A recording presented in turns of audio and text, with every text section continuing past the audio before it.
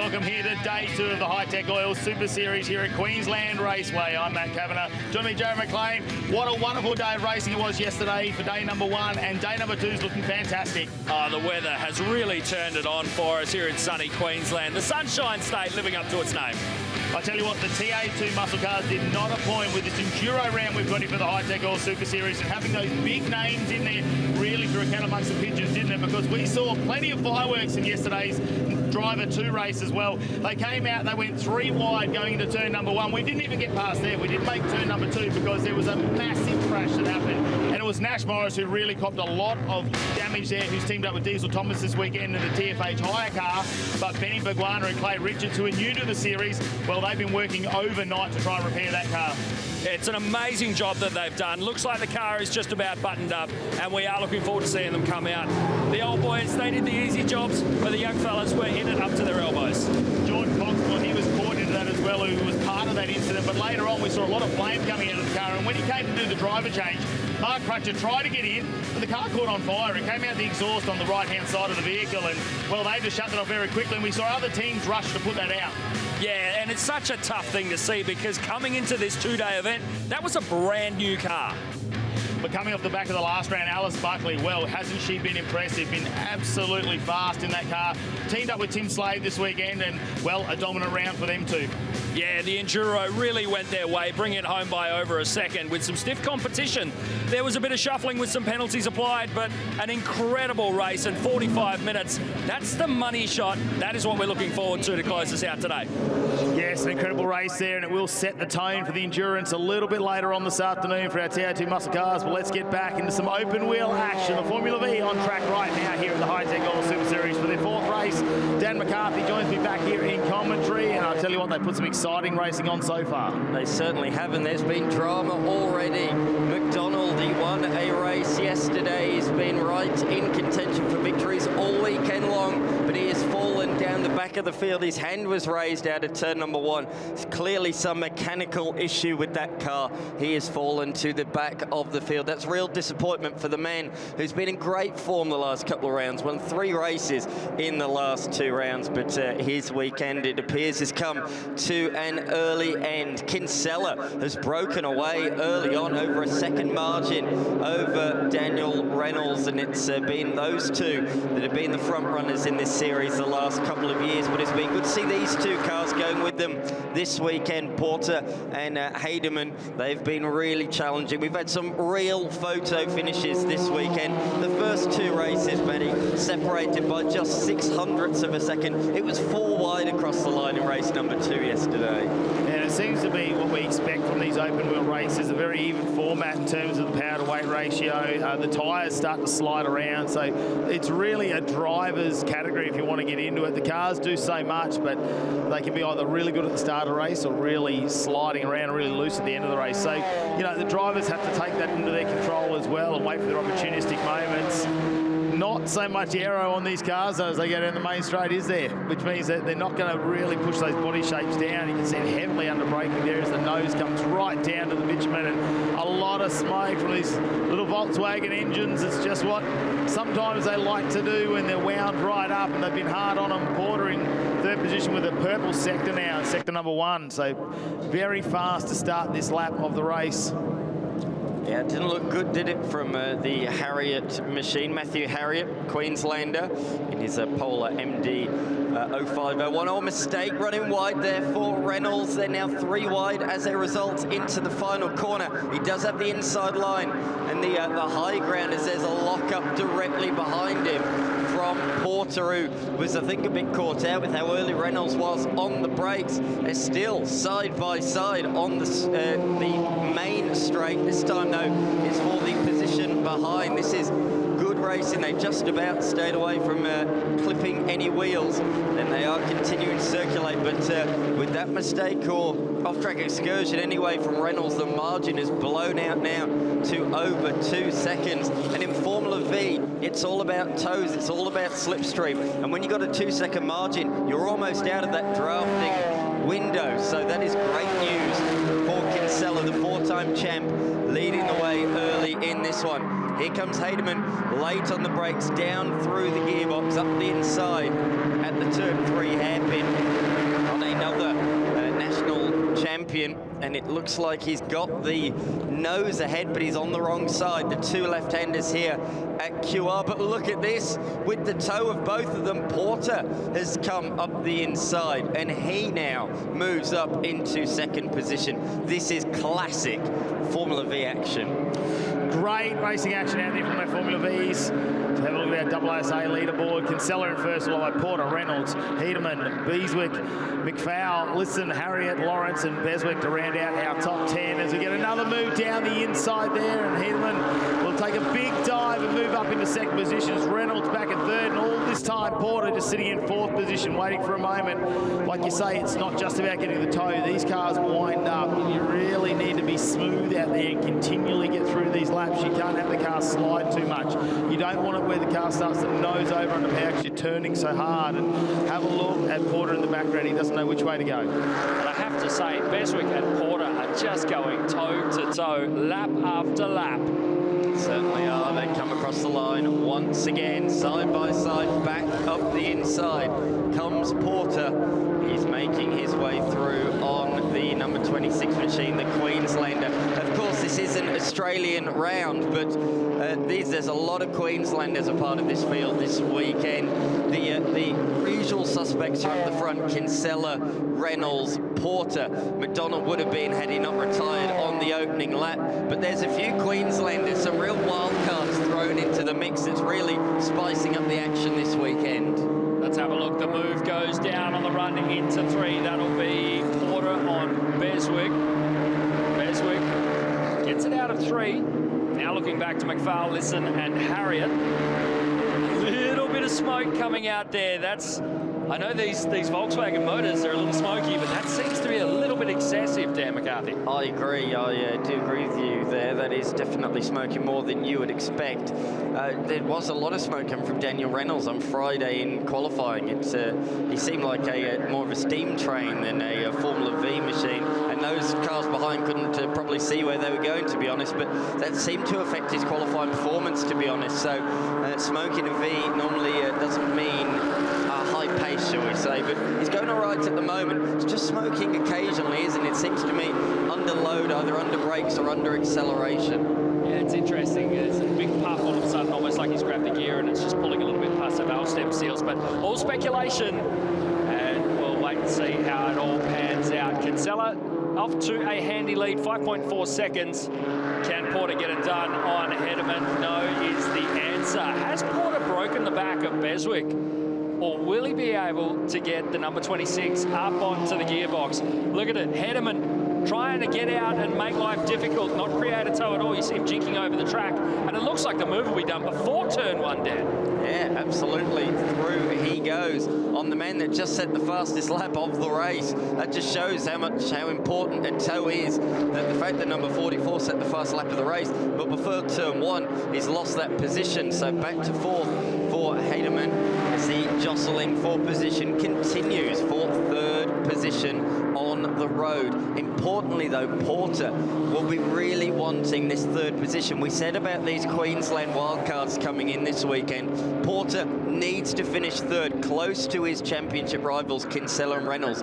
If Hedeman or Bezic get in the way of that, that's just costing him points in the championship. Tell you what, Kinsella looking racy out there. A beautifully turned out machine. Now drawing up onto the back of lap traffic. Butler and the number 65 entry for the checkered flag. Kinsella.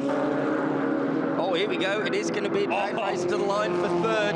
Who's in front at the moment? It's Hedeman. But is he going to be pipped at the line? No, not quite. Across the line, the three of them come separated by just a tenth and a half. Dear, oh dear me. Here then are the official results. Kinsella taking it comfortably ahead of Daniel Reynolds.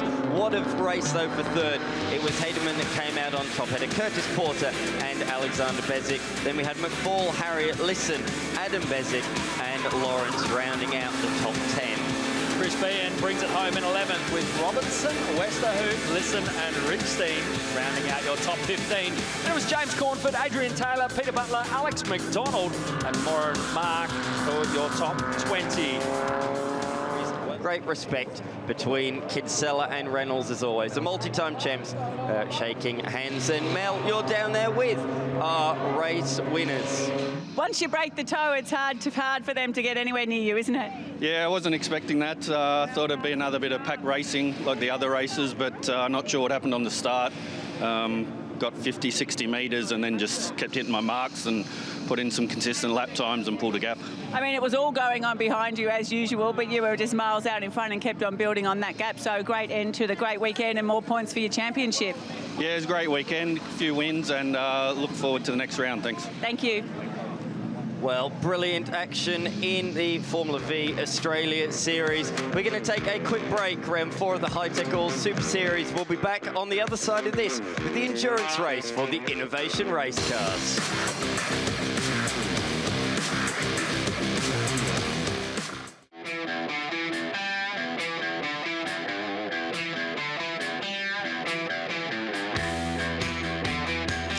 Well, welcome back here to the Hi-Tec All Super Series. Time to get the Innovation Race Cars back out for their 4th and final race of this 2-day event here in Queensland.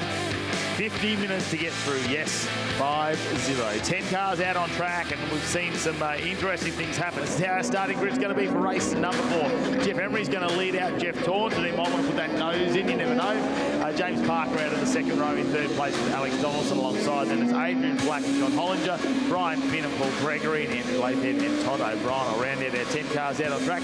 Remembering that some of these entrants will have a 2nd driver, so we will see the Flacks obviously potentially change drivers at this one with Daniel Flack as well. Wait and see how that's going to unfold. They have a minimum time that they need to go through pit lane and stop for as well. So for me, Jeff Emery and Taunton, how is that going to unfold? The 2 Jeffs. We've reversed it now. We're going to have one following the other. Well, they came to blows, didn't they, in the race earlier on today. Qualifying 1 sets the grids for both the Saturday's races. Qualifying 2 sets it for both the Sunday's races. So it is literally Control C, Control V. We're going for a same start as we did earlier on today. What happened was Taunton made the better initial launch, and he thought he was clear. And by the time they got to turn 1, Emery was really late, really committed on the brakes, and the 2 collided midway through turn number 1. So Taunton ended up in the barrier, finished down in 11th, while Emery went on to take the win. But we're going to take 2 here this afternoon in the Innovation Race Cars.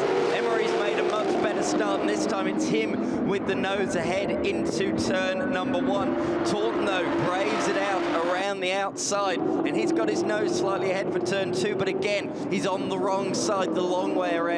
The fast-flowing, long left-hander at the 2nd corner. Out of the corner, down the back straight, the 702 of Gillison is right in there as well. So if either one of these makes a mistake into the hairpin, he is there to pounce. And let's not forget, he was the benefactor from their incident earlier on today. He stole the victory away and ended up taking off into the distance. But Taunton's gone around the outside at the hairpin, and for the first time now he's got the inside. Late on the brakes in the Mustang modelled car, and he takes up the running a bit sideways, though very, very sideways on the exit of the corner, and they're both up again.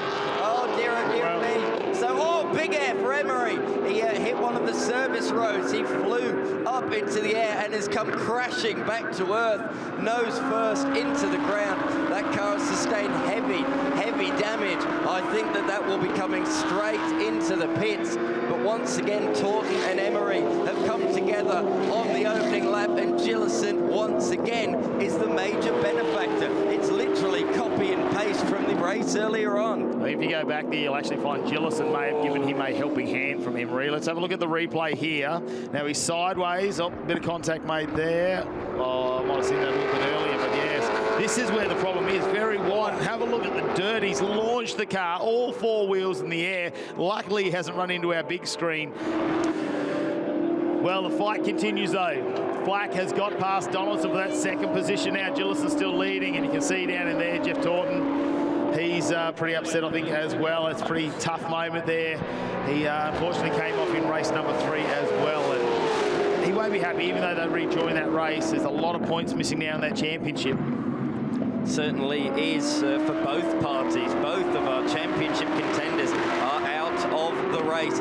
That means advantage to this man on the screen right now. He led the championship coming in after being consistent for all the first 3 rounds. He lost the lead to both of them yesterday, but he's going to get it back here today if he can hold where he is at the moment. That's just the way Innovation Race Cars has been this year. It's been all about consistency, and he has been very, very consistent. Let's not forget, he spun in yesterday's race after contact with John Goodacre, and then he spun on the final lap as well in the race earlier on today, but he's been able to still collect the points despite a couple of spins, and that is why he is 3rd in the championship and could very well retake that lead. And this is a really intriguing race because all of our front runners are the ones with the 2 drivers, so we are going to see driver changes at the pointy end of the field. Gillison will hand over to New Zealander James Parker, and the Flacks will change as well. We currently have Damien Flack behind the wheel,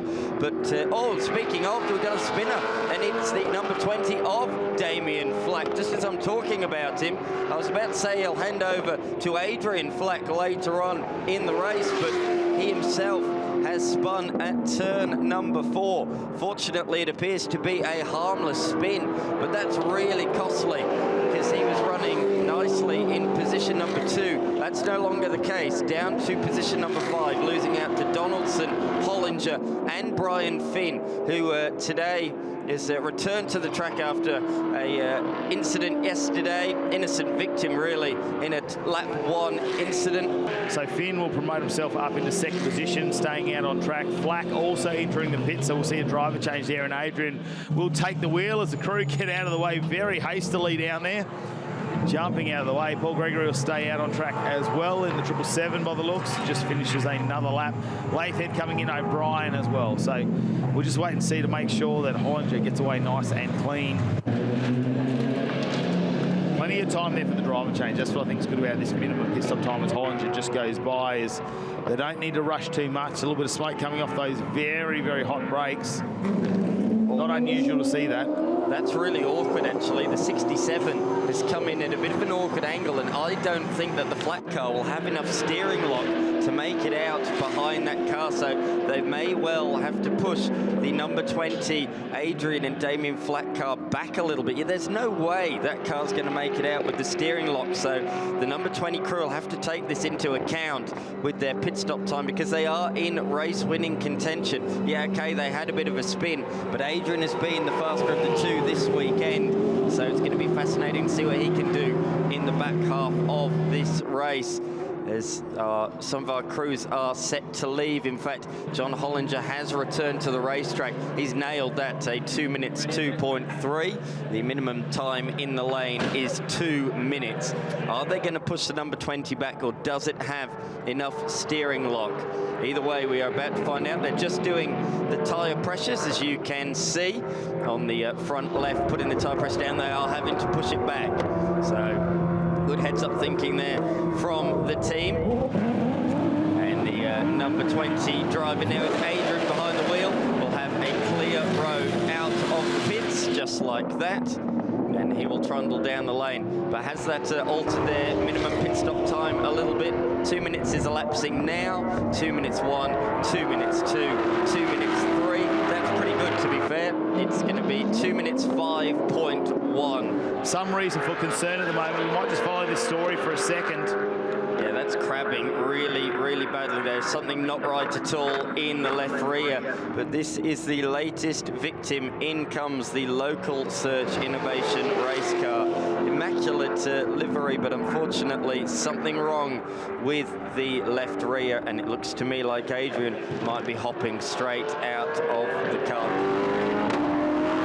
And we will see a driver change now. Parker, New Zealander, will get behind the wheel.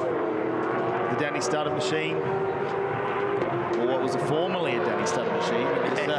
It wasn't that long ago before he's passed the reins over to this one. Talking about some pit stop strategy, let's get down to Mel Price to find out what's going on. So Dan Gillison, it is always the plan to bring the car in first place if you can, but let's go back to the start of the race. You would have had a bird's eye view for what unfolded. Yeah, it was a very good spot to watch those two. They made it more than one corner this time. They made it 3/4 of a lap. Jeff Taunton had a massive big slide coming out of turn 4, and we all on the brakes. I just about rear-ended everyone, but we all got on the brakes, managed to miss. Emery went up the inside, and then there was contact, and the seas parted for me, so it was excellent, and all I had to do was just drive away from there. So you've got to love it when that happens. It's a race car driver's dream. But you've purple sectored it. You've been driving fantastic all weekend, and now you've handed over to your co-driver. You're confident that he can bring it home for number 1? Yeah, we'll see how he goes. James has obviously come over from New Zealand. He has an IRC car in New Zealand, so he's used to the car. Never been to this track till Friday, so he's learning it, finding struggles with 1 and 2, but he's getting there slowly. So yeah, hopefully James can have a nice lead. I don't even know how big it is, but bring it home, hopefully. So you're a driver coach as well as a race car driver. So will you be on the radio now coaching him to the win? No, I won't leave that up to Josh. He's on the radio. He's good on the radio. He's on the radio to me, so gives all the right information. He's an old school racer from back too, so he knows what to say on the radio. So 14 seconds is your lead. Feeling confident with that? Yeah, should be pretty good. Hopefully no safety cars, because there's a few fast guys obviously out there, faster guys. So hopefully at a good enough lead that should work. Well, if you're a good boy, they might even put your name on the door next time. Yeah, well, it's up to me. I have to put the name on the door. It was 5 minutes before qualifying 2 that James said, oh, the 50-minute races are fairly long. You want to jump in with me? So I said, well, we made it make your mind up now because we got to go out for qualifying. So he said, yep, jump in, suit on, off we go for qualifying. So a good racing car driver always has their helmet and race suit in the car. Absolutely. I'm also doing TA2 here as well with Brock Payne. So yeah, turned out to be doing 1 co-drive with Brock, and now 2 drives, one in IRC and one in TA2, so it's good fun. Popular man, well done. Thank you, thanks Mel. Alex Donaldson out of Queensland. The Axel's Earth moving entry. Local track here from Queensland Raceway, got lots of experience here. The flags are up, there's a slight breeze across the track, and it's not slowing them down, it's not affecting too much of the aero on these cars. A 1:10 now for Donaldson, a 1:10.98, and he has cut a heap of time out, almost down to under 8 seconds the difference between him and Parker in the lead. Parker's going to need to try and retaliate or answer to this. Can he just go a little bit faster? But the 702 at the moment, the IRC car, driven by Kiwi James Parker and his co-driver Daniel Gillison, are looking the goods at the moment. This man has thrown everything at it in his Mark II Mustang. He's flashing the lights. He's trying to do everything to put the race leader off. But James Parker is not going to fall for that one.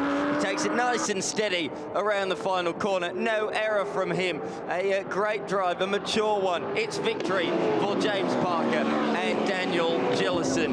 What a fantastic race that was. Donaldson coming across the line in second, just 2.5 seconds behind in the end. He'd have been praying for another couple of laps.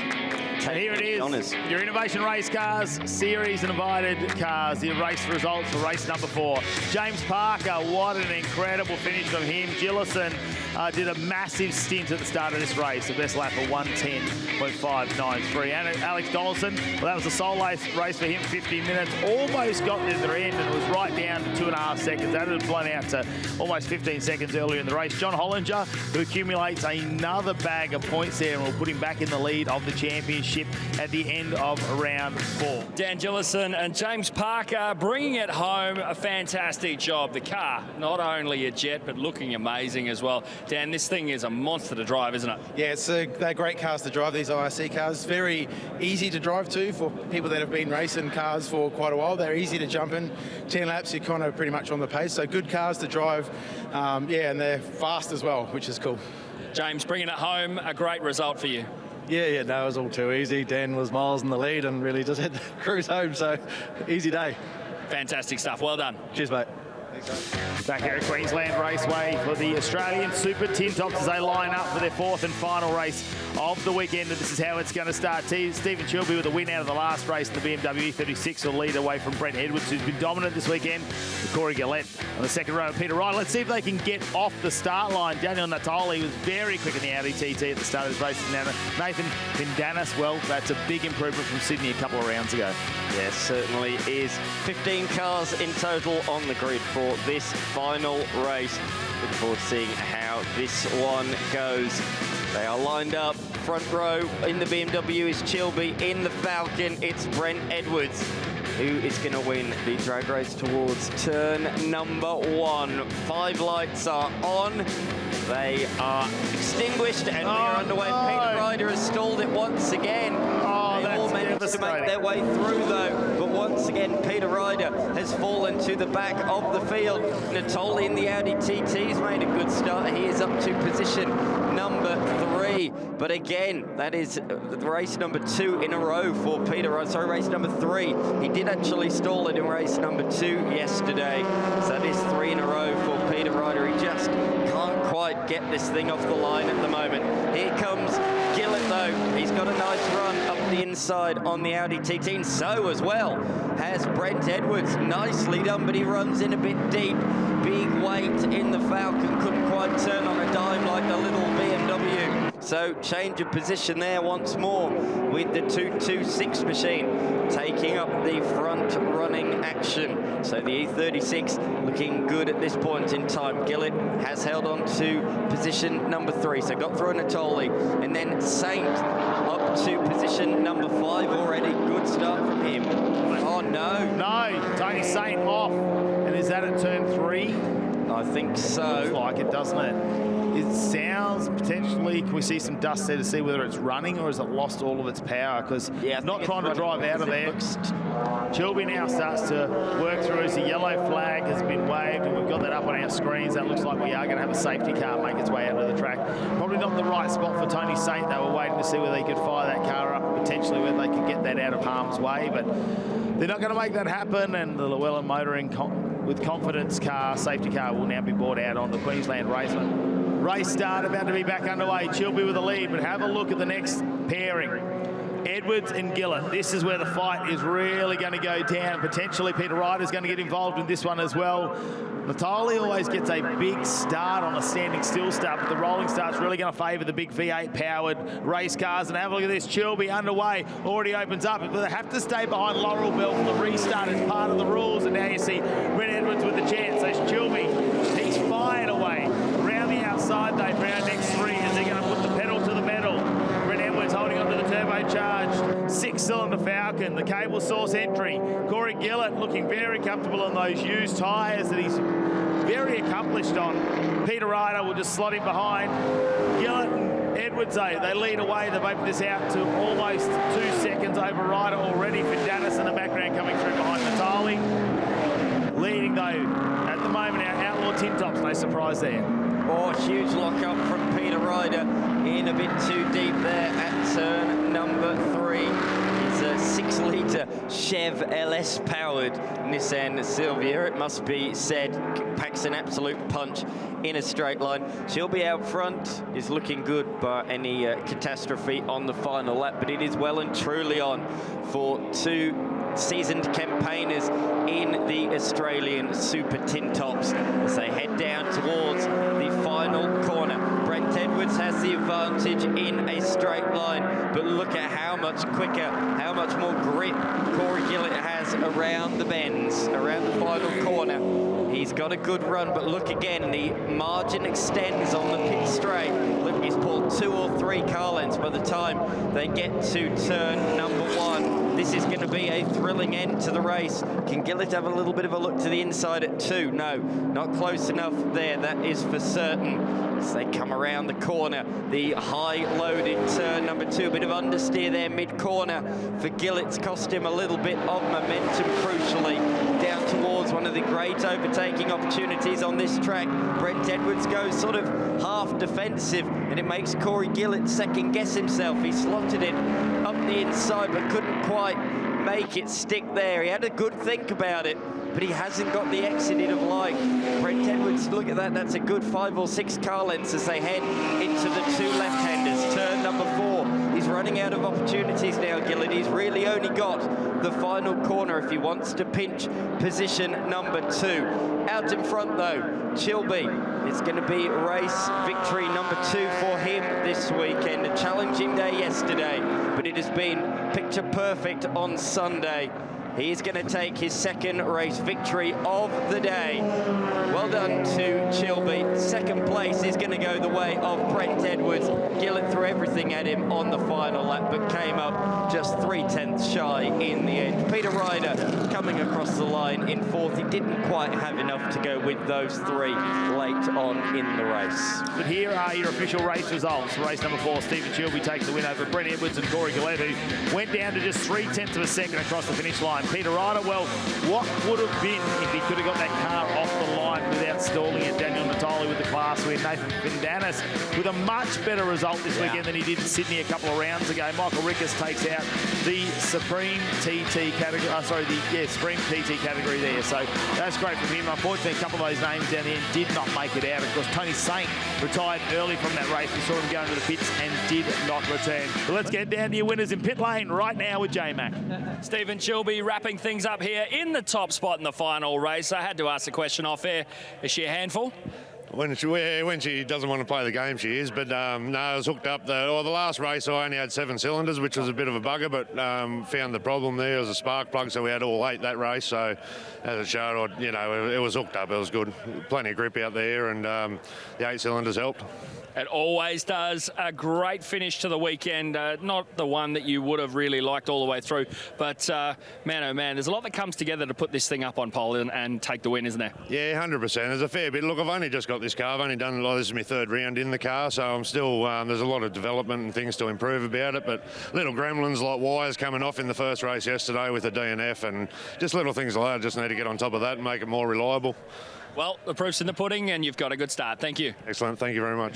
We get our TO2 muscle cars to start getting out and get ready for this final endurance race. 45 minutes to decide who's going to be our TO2 muscle car Enduro champion for 2025. Don't go anywhere. We'll be back after this short break.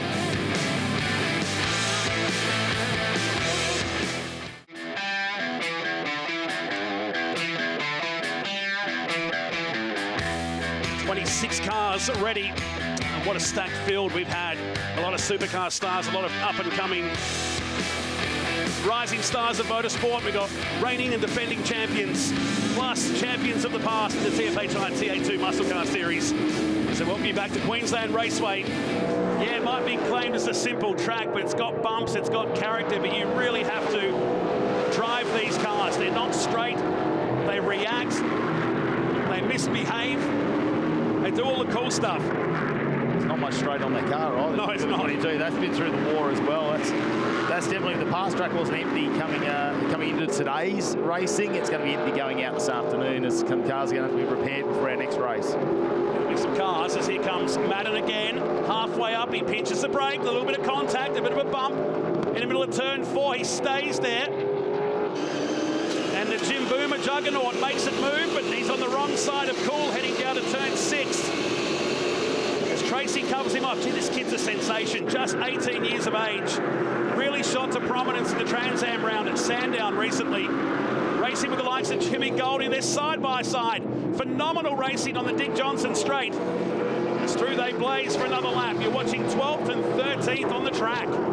Yeah, you think they'll be battling it out for a podium position? Oh, no. It's Cameron Laws behind the wheel of the 91 and Danny Reedy 22nd and 23rd. And we'll go safety car. Down at turn 6 off the track is the just recently repaired 51 of Tyler Cheney, some 7 laps down at turn 3. A forgetful day it's been after Graham qualified that car so well on Friday to be in the top 6. This is the Willem Motoring Conference safety car comes out for at least a chance to calm the field. With Buckley, Evanet and Hughes, Seaton, the first of the driver 2 cars, running back in 5th. Yeah, there's plenty of side-by-side racing with Jared Hughes. He led the race for about 1 lap, and a mistake that we didn't catch on camera. He went wide and went back 3 positions.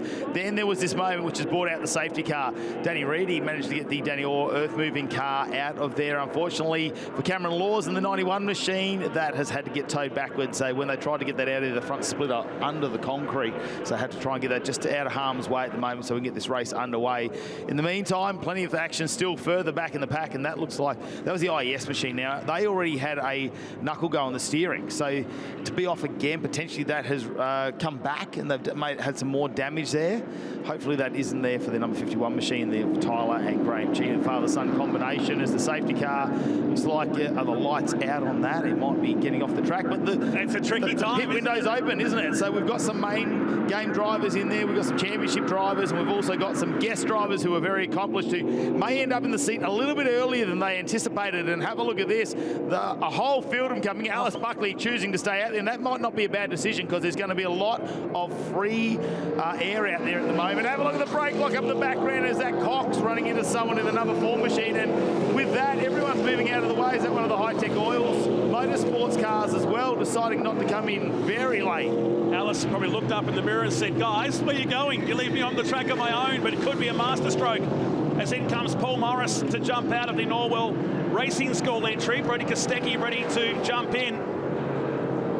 And while pit lane gets busier and busier, the rest of the field, all 9 cars that remained out on this lap, make their way down to turn 3. So Buckley, Brock Payne up to second. Blake Tracy is next.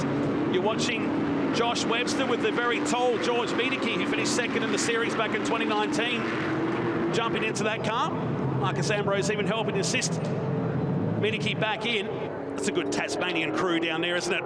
Helping out on the auto fix entry as the rest of the field work their way around to complete this lap. Here is Buckley. Remember, 90 seconds of pit stop time from start to finish. Who are the ones that can read the play well? We look at the 118. Craig Lowndes about to jump in behind the wheel of that car. Buckley goes through one more time, and purely to give herself all that space when she comes in. Now it gets spicy. Did they come out? Because if you're stuck in that traffic, you can't slow down at all. You're going to have to keep moving or anything could happen. It's going to go down to the wire for a few of them. Oh, wow. Diesel Thomas, 90 seconds, bang on. All this crew coming out at between 91 and 94 seconds of pit stop time. The in-car with the 66 that rejoins the track between Lee Stips behind the wheel now. And Josh Haynes is still out there on Luke Banner. These guys still racing for position.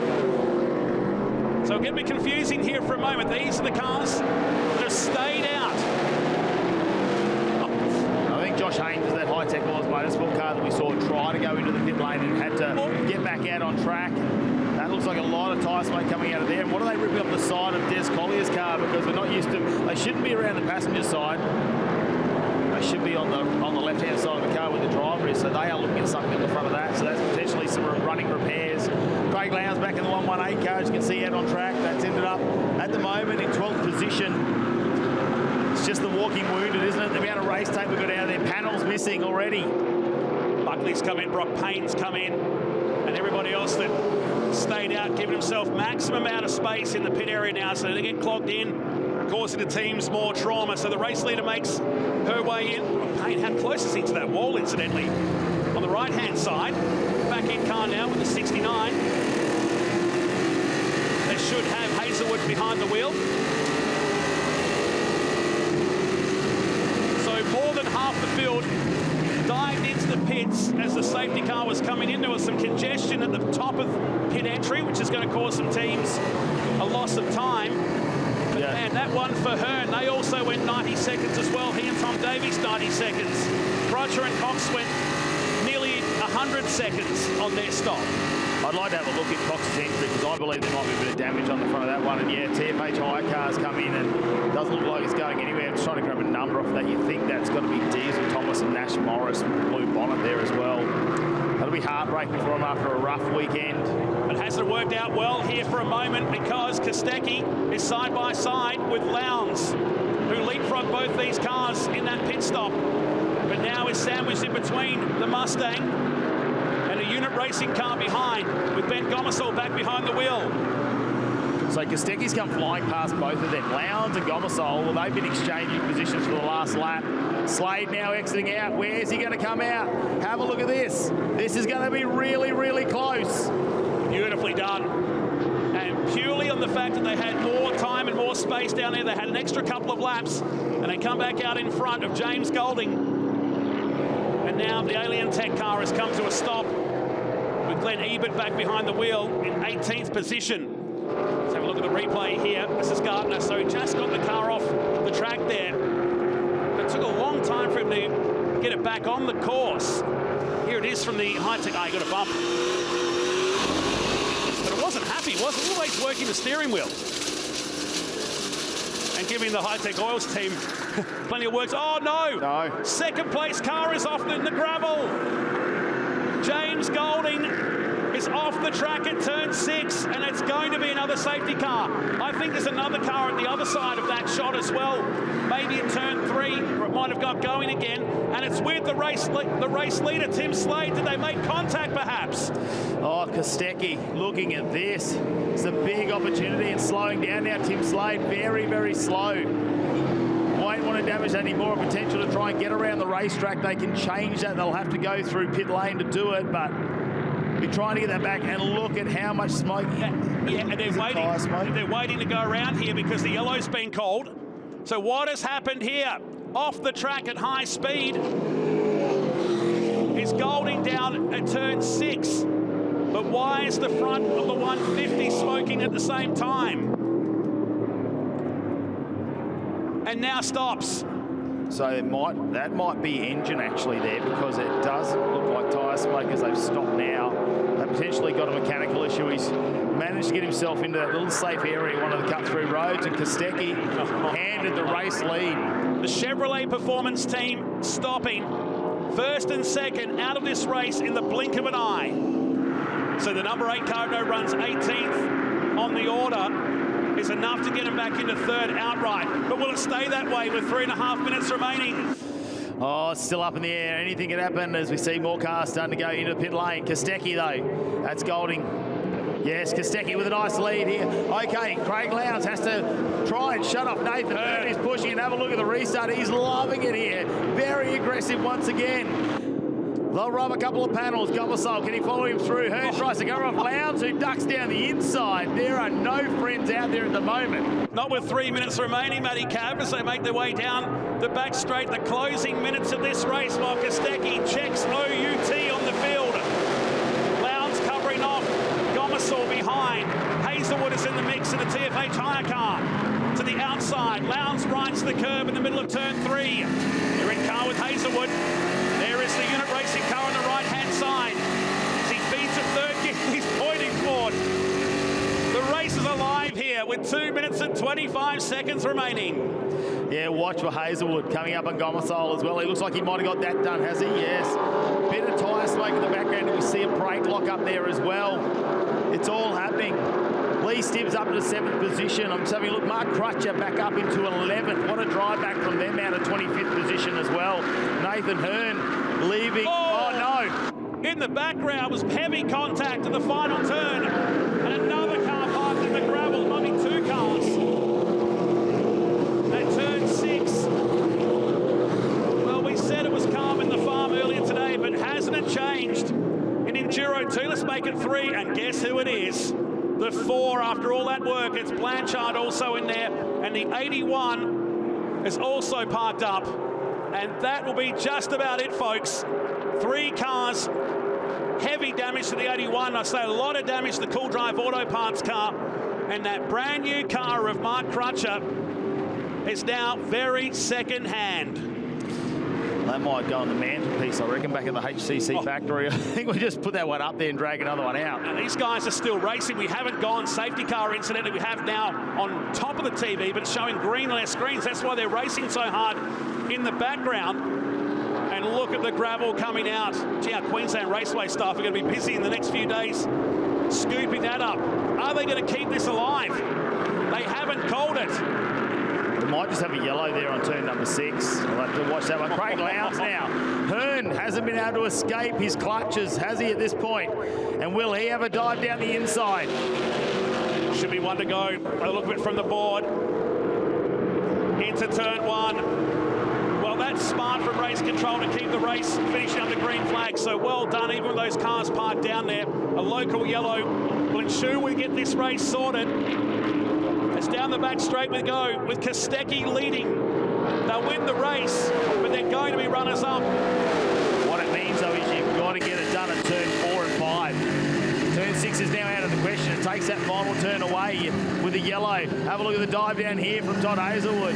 Trying to find a podium finish. He is right on the back of Craig Lowndes. There's nothing in front of him for Nathan Hearn. There's less than half a second between these three drivers. They head down to turns 4 and 5, and this is going to be the final opportunity to make an overtaking manoeuvre, and Hazelwood might be a little bit too far back as the front splitter of Craig Lowndes almost rubs the back bar of Nathan Hearn in the 42, who's in second position. Kostecki's checked out. Paul Morris, they'll take a win in this race. Well, they rolled the dice, didn't they, with green tyres for the start of this endurance race, held by the cars going off in front of them. And out the final turn, Kostecki and Morris will win the Tag Team Enduro final race of the weekend. And Lowndes just attacking Hearn at the end of 45 minutes of safety cars and cars off the track into the gravel trap. But it's going to be the 150 that still wins the weekend. Wow, didn't they race well? So they'll win the race, but it will go to Buckley and Slade. They'll be the Tag Team Enduro winners of 2025. Kostecki and Morris will be second. Hearn and Davis home today on the podium with Lowndes and Hughes. That was a gritty drive from the 118 team. Hazelwood and Thomas, Barber and Collier back to Gomersall and Seaton. The Hi-Tec Oils cars coming through the field today inside the top 10 with Pride and Fart. Good result too for the 7, finishing 11th. Gardner and Tracy salvage 12th position. Crutcher and Coxwell, they'll get 13th. But they were through this weekend with that brand new car and a list of DNFs from 22nd backwards. At the end of 30 hard-fought racing laps, that was the Tag Team Enduro of 2025. Ripper weekend here at Queensland Raceway. Alice Buckley and Tim Slade, even with that 17th place finish, was enough to win this year's Tag Team Enduro. From the 67 of Morris and Kostecki, Golding and Evanet will be the top 3. A concept that was formed by Craig Denyer, who's still part of the TA2 Muscle Car Series. I'm sure he's stoked at the growth of this 3-year deal that we've had. We're heading down to Victory Lane now to hear from our top 3 overall for the weekend in the Tag Team Enduro for 2025. Third place, congratulations, James Golding, Lachlan Everett, and here to present the outright trophy, Mr. Chris Payne from Chevrolet. A brilliant result and well-deserved, and some very, very clever strategy there in the end. The option to bring you out of the pack but keep circulating to secure third place outright points. A smart one from the guys at Ash Jarvis Racing. Yeah, it was a good call by the guys.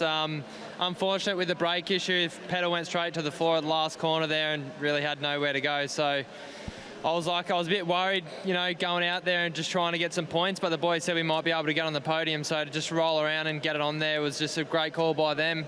Unfortunate, we were looking really strong for that race, but, you know, this stuff happens sometimes. Lockie, what a stunning weekend. A podium position, a fantastic teammate, and an awesome car.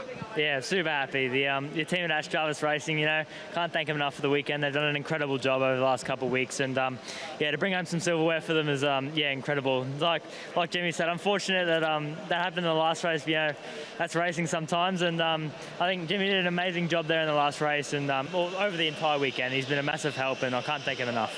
Fantastic stuff. Drink it in, guys. Well done. Thank you very much. Thank you. Hey, Chris Payne again to present the trophies to our second place overall for the round. Yeah, you get one each. But also, winner of that race, Brody, talk us through that ending. Was absolutely crazy. Yeah, it was a great race. Yeah, we sort of fell back in the pits a little bit. It was quite tough, obviously, with that safety car coming out, and the pit lane was quite condensed. So there's a lot of cars in the lane, so got stuck behind another competitor trying to, you know, find a clear path to their pits. But yeah, the Norwell Motorsplex Mustang was on fire there. So dude looked after the tyres for me, and I got a bit of clean air there, and I was, you know, hunting down the leaders pretty well. And obviously they had a bit of misfortune, but yeah, Carl was awesome. Had a great weekend. It was lots of fun teaming up with dude. He's been a great mentor of mine, so it was great to share the car with him. It's almost like you guys are pretty good at this endurance stuff. Yeah, well, when you've been around as long as I have, you realise that you inherit more than you take when you're in endurance races. So we weren't the intimidators, we were the accumulators. Well, you said that the whole way through, that was the plan, and it's obviously been a huge success. What's your take on the weekend? It's been so exciting, hasn't it? It's been good. Really liked it. Just got to work out the driver weights now, because those light kids, they're running 50 kilos lighter than us when they start the race. So normal-sized blokes don't have a chance. You don't need to be making excuses when you just won the race. It's a fact, mate. Congratulations, guys. Thanks. Well, here we go for the round win and an incredible weekend. In your own words, Alice Buckley, the highs and the lows of the last 30 minutes will never be forgotten. Chris Payne from Chevrolet, come on in and give it up. First outright for the weekend, Alice Buckley setting the world on fire, and Tim Slade right there with her. An unfortunate failure here from the lubrication system in the Enduro. Tim Slade, run us through what happened out there. Yeah, I mean, the car was amazing. We had really good pace and just cruising along, and then, yeah, heap of smoke in the cabin and low oil pressure. So, yeah, shut it off, and I thought that was our day done. And then we got it back here and had a look, and it didn't sound too bad when we cranked it over. So it was all guns blazing, trying to put back on whatever blew off, and then, yeah, push like crazy to get out before the end of the race and the pit exit closing. So, yeah, huge thanks to Alice and her family and team. They've done an amazing job. A huge amount of effort's gone into this weekend, so couldn't be happier with that. And definitely, yeah, the highest of highs to the lowest of lows, back to the highest of highs. So, interesting day. It's motor racing. Alice Buckley, man, it's all been said before, highs, lows, but what a fantastic result. I don't think that you ever had any doubt in yourself that you guys had it in you, that the car had it in you, that the team had it in you. But that moment out there in that Enduro, what went through your mind when you heard the call? Oh, it was just heartbreaking. I handed the car over to Tim and he had no control, and he's done an amazing job all weekend and been so supportive and taught me so much. So to hand over a car that's going to break, you know, you never get to predict what's going to happen, and the car was fine when I handed it over. But yeah, I was... That's what they all say. No, I promised him, but no, it was good. Like, can't thank Tim and the team enough. They've done an amazing job, and he's taught me so much with this car. So yeah, massive thank you to all my team, and it feels good. Of course it feels good. TA2 Muscle Car loves having you around. You like being here? Yeah, definitely. I think my driving technique really works with the cars as well. Obviously, him helping me out, Timmy helping me out has worked really well. I really he's good. I really understand with his feedback and that side of things. So I feel like we work together really well, and obviously got trophies to take home to prove that we race well together. Yeah. Well, congratulations, guys. First place outright for the round. The fight in the night, amazing stuff. Thank you. Big future ahead, absolutely, for Alice Buckley. And well done, Tim Slade, mentoring as well as co-driving to see his tag team Enduro. That had a bit of everything, didn't it? Well, we're going to do it all again as we come back to TA2 Racing. Of course, the Hi-Tec Oil Super Series for round number 5. We're going to Malala. We haven't had National Series racing there for 16 years, the 27th to the 29th of September, just a short 6 weeks away. Make sure you join us for our next round of the Hi-Tec Oil Super Series. We'll see you then.